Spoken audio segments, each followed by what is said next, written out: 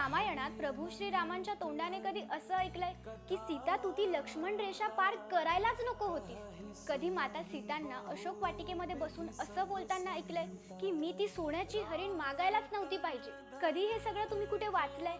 कधी प्रभू श्रीरामांनी कुणाला दोष दिला असं ऐकलंय की सीता तू असं का केलंस, लक्ष्मण तू असं का केलंस, किंवा माझ्या वडिलांनी मला वनवासात का पाठवलं? नाही ना. एका पुरुष आणि पुरुषोत्तम मध्ये हाच फरक असतो.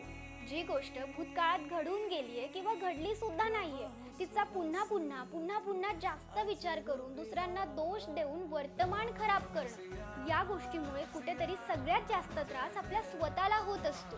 म्हणून कुठे ना कुठे प्रभू श्रीरामांनी आपल्याला हा सुद्धा मेसेज दिलाय की जर तुम्ही फक्त तुमच्या वर्तमानावर लक्ष दिलं, वर्तमानात असलेल्या अडचणींना दूर करण्याचा प्रयत्न केला, तर तुमचा भूतकाळ तुम्ही विसरून जाल आणि तुमचं भविष्य सुद्धा खूप छान बनून जाईल.